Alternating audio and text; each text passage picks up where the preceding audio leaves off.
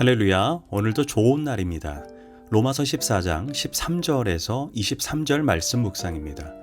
오늘은 성숙한 신앙인이 되라 라는 제목으로 말씀을 나누도록 하겠습니다. 저는 성도들에게 가끔 이런 질문을 합니다. 누가 교회 안에서 참아야 합니까? 누가 인내해야 합니까? 대답은 뭐라고 생각하십니까? 답은 간단합니다. 성숙한 사람이 참고 성숙한 사람이 인내하고 품어주는 것입니다. 성숙하지 못한 사람은 자기 감정이 중요하기 때문에 참지 못하고 쉽게 분노하고 시시건건 따지고 싸웁니다. 그러나 성숙한 사람은 하나님 나라를 세우기 위해서라면 자신의 자아를 십자가에 못 박아 버립니다. 바울은 로마 교회 성도들에게 너희가 성숙한 성도라면 이제부터 자신을 위해 살지 말고 믿음이 연약한 성도가 믿음 가운데 견고하게 서도록 모든 면에서 참고 품어주라고 말합니다. 왜냐하면 그 형제 하나를 구원하기 위해서 예수님께서 십자가에서 못 박혀 죽으셨다면 어찌 나의 정당한 권리이고 신념이라 해서 믿음이 연약한 자를 실족시킬 수 있겠냐는 것입니다. 로마 교회는 우리가 알다시피 유대인과 이방인들로 구성된 연합교회입니다. 그런데 유대인 중에 그리스도 공동체로 막 들어온 사람은 복음이 주는 자유함을 누리지 못하고 율법에 매여 부정한 음식과 정결한 음식을 구별했습니다. 그러니 믿음이 좋다는 사람들이 거침없이 교회 안에서 모든 음식을 먹는 것을 보면서 걸림돌이 되고 실족하게 되었습니다. 물론 구약의 정결법은 예수님의 구속사역을 통해 율법이 완성되었습니다. 그래서 이제 모든 음식은 다 좋고 선합니다. 더 이상 하나님 앞에 부정한 음식은 없습니다. 그러나 그러한 행동이 믿음이 약한 자들에게 거리낌이 되고 걸림돌이 된다면 바울은 기꺼이 자신의 권리를 제한하고 삼가하라고 권면합니다. 심지어 바울은 고린도전서 8장 31절에서 만약 형제가 시험에 들고 실족하게 된다면 자신은 고기를 영원히 먹지 않겠다라고 선언했습니다. 이는 나의 마땅한 권리를 주장하기 위해 예수님의 핏값으로 산 형제를 결코 시험 들게 하지 않겠다는 바울의 결심입니다. 이러한 모습이 바로 성숙한 신앙인의 태도입니다. 성숙한 신앙은 시비를 가리고 옳고 그름을 판단하여 서로에게 상처를 주기보다 그 영혼을 잃어버리지 않는 데 집중합니다. 오히려 성숙한 신앙인들은 신앙이 약한 자들을 기다려주고 품어주고 그가 성장할 때까지 인내합니다. 자기 현재 수준에서 상대방을 보지 않고 상대방의 수준으로 내려가 그의 믿음, 그의 생각, 그의 신념을 존중해 줍니다. 우리는 교회 안에서 이런 사람을 만날 때가 있습니다. 내가 좋다고 생각하고 내 믿음과 신념에 어긋나지 않으면 상대방이 나를 어떻게 생각하든 그것은 중요하지 않다. 상대방이 나 때문에 실족하든 그렇지 않든 그것은 그 사람의 믿음이다. 나는 나의 길을 가련다. 물론 이 말은 틀린 말은 아닙니다. 물론 죄도 아니고 개인적인 신념일 수 있습니다. 그러나 바울은 오늘 본문 15절과 21절에서 비록 내 행동이 정당하고 옳다 해도 그것이 신앙이 약한 사람들에게 근심과 걸림돌이 된다면 나는 먹지도 마시지도 않겠다고 바울은 고백합니다. 그래서 내가 고기를 먹거나 안 먹거나 포도주를 마시거나 안 마시거나 내 기준에서 생각하지 말고 상대방이 불편하게 여긴다면 그 사람 앞에서 먹지 말라는 것입니다. 형제자매가 실족하게 하고 넘어지게 하는 행동은 애초에 하지 말라는 것입니다.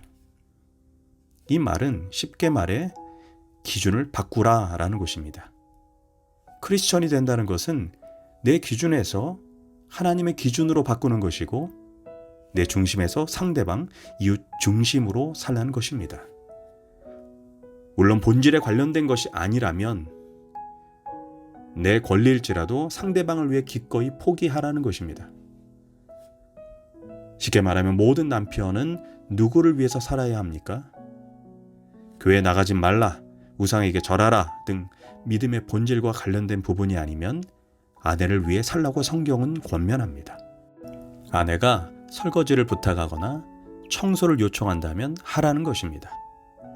아기를 업어달라고 하면 업어주어야 하고 자기 기준으로 살지 말고 상대방의 기준으로 살라는 것입니다. 반대로 아내는 누구를 위해 살아야 합니까? 남편의 기준으로 살아야 한다는 것입니다. 역시 본질에 관한 것이 아니라면 남편이 부탁을 할 때마다 나는 내 길을 가겠다, 내 마음대로 살겠다 이렇게 말하지 말라는 것입니다. 예수를 믿는 것은 갈라디아서 2장 20절에서 말한 것처럼 내 자아를 십자가에 예수님과 함께 못 박는 것입니다. 우리의 갈등이 어디서 생깁니까? 내 자아가 살아 숨쉬기 때문입니다. 그러나 죽은 사람은 말이 없습니다. 자기를 주장하지 않습니다. 내가 옳으면 다 옳고 내가 틀리면 다 틀리다는 것은 성숙한 신앙인의 태도가 아닙니다. 예수를 믿는다는 것은 나 하던 중심에서 하나님 중심, 이웃 중심으로 살아가는 것, 이것이 성숙한 신앙인의 태도입니다. 그래서 교회의 덕을 세우는데 방해되는 나의 신념, 자유, 성품이 있다면 그것이 설령 옳다 해도 스스로 절제하여 하나님의 덕을 이루어 가야 합니다. 바울은 그래서 서로 다투거나 옳고 그른가의 시비를 가리지 말고 성도는 다양성 가운데 일치를 누려야 한다라고 말합니다. 그래서 바울은 음식 문제, 절개 문제, 전통 문제 같은 비본질적인 것으로 다투고 실족하지 말라고 말합니다. 그러면서 17절에서 이렇게 말합니다. 하나님의 나라는 먹는 것과 마시는 것이 아니요 오직 성령 안에 있는 의와 평강과 희락이라. 다시 말해 본질을 간과하고 부수적인 것에 집착하여 그것이 마치 전부인 양 다투고 논쟁하지 말고 성령 안에서 의와 평강과 기쁨을 추구하라고 우리에게 권면합니다. 다시 말해 우리가 집중해야 할 것은 어떤 음식을 먹느냐의 문제가 아니라 어떻게 하나님의 나라를 함께 세워가는가, 어떻게 해야 우리가 하나 되어 하나님의 영광을 위해 살 수 있는가에 집중하라는 것입니다.